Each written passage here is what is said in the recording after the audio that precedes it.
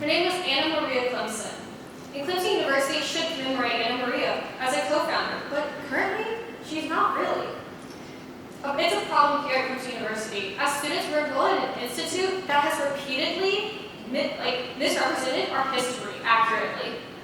Not only am I a sophomore here at Clemson University, and I have been surrounded by our university's history for the past 2 years, I also live with my cousin, who graduated from Clemson in 1977, and she does first-person presentations on the life of Anna Maria. Today, I'm going to be discussing the problems, causes, and solutions to the misrepresentation of our history here at Clemson University.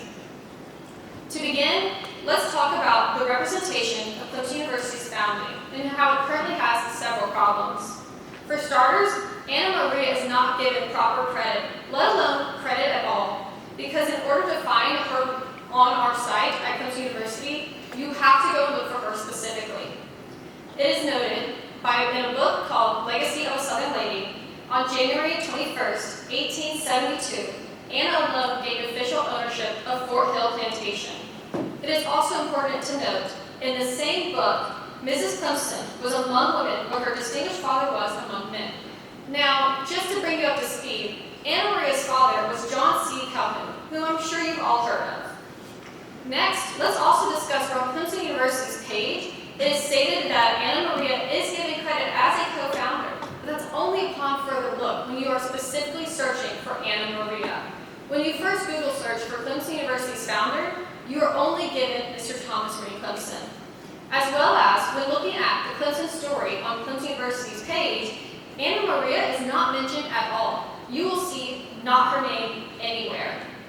Now let's talk about another struggle of Clemson University. Clemson University struggles to recognize the history of the Calhoun name fully. According to an article published by The Guardian in 2020, Clemson's Honors College was once named after John C. Calhoun, but there was a petition that had more than 20,000 signatures and was supported by past football alum DeAndre Hopkins and Deshaun Watson. With all of these signatures and the support of these two alumni, the petition was then passed and the name was stripped from the college. Now that we have talked about our problem, let's get to our causes. Clemson's failure to credit Anna Maria stems from a few things. Anna Maria died before her husband and after her children. According to Clemson University and to an article by Louisiana History, Floride was passed in 1871. Floride was one of Anna Maria and Thomas Green's children. It is also noted that other children were passed in 1839 and 1858, while Anna Maria herself, she passed in 1875, only 3 years after she officially gained ownership of the land. Later then, her husband passed in 1888. With this being said, the will could only be named from the land of Thomas Green Clemson. Now, let's talk about our second cause. Historically, men's recognition established accepted representations of history. I'm sure you've all heard the saying, her land and his plan, but that should be corrected. It was not her land and his plan. It was in fact her land and their plan. And we know this by what Thomas Green Clemson has said to us. He is quoted, "When the subject was first allocated by Mrs. Clemson and myself, we were willing to donate 60 or 80 acres, and the plot was surveyed. But it was thought that the entire place would be necessary to carry out the project in a manner commensurate with its importance." This just goes to show that Mr. Thomas Green Clemson did recognize his wife to have as much input as he did himself. Now that we've talked about our problems and our causes, let's get to our solutions. There are clear and simple solutions to this problem, and there are some that you can do yourself. But let's start off with what the university should do. Clemson needs to have a course and a plaque that's going to better represent Anna Maria.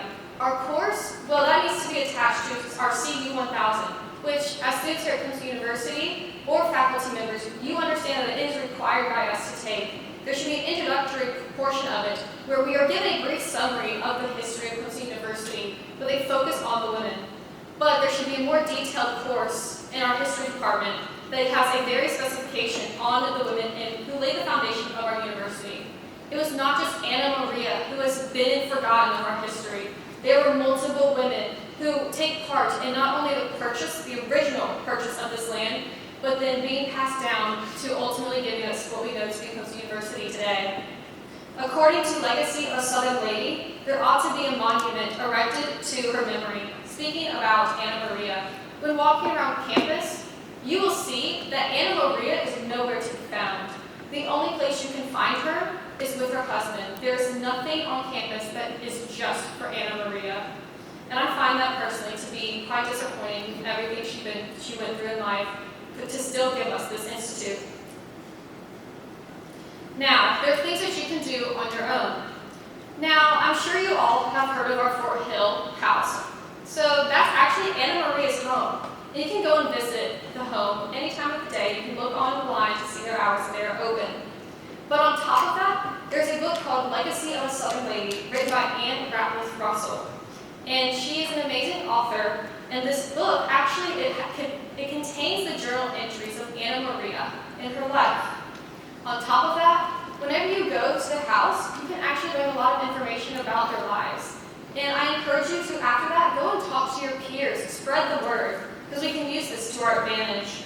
According to an article published by the American Literary History in 2018, the Fort Hill Plantation House, it sits in the center of campus, going to show that the Clemson family, the original Clemson family, is a crucial part of our foundation, and they have been kept at the center and the focus of our university. I know that my plan will work because the more that people hear about Anna Maria and her life and what she did as a woman, and just as a person in general, she can't be denied. Now, I'm sure we all know how rumors spread, and I think we should use that to our advantage here in this situation. This is exactly how we can spread the word and make a change. Now, Anna Maria, she deserves respect and recognition because without her, we simply don't know if Costa University would be what it is today. And I'm sure we all enjoy being a part of this institute. But also, I should point out that we also don't know if Costa University would even be here today without Anna Maria. According to Legacy of a Southern Lady, it is stated that Costa University's history is incomplete without recognizing Anna Maria. And I think that just proves the point, that she really did lay our foundation. Today, we discussed how Anna Maria is very important to our history at Costa University, and yet she's not given recognition, let alone the rightful recognition. It is undeniable that here at this institute, we need to commemorate Anna Maria for who she was and what she did for our university.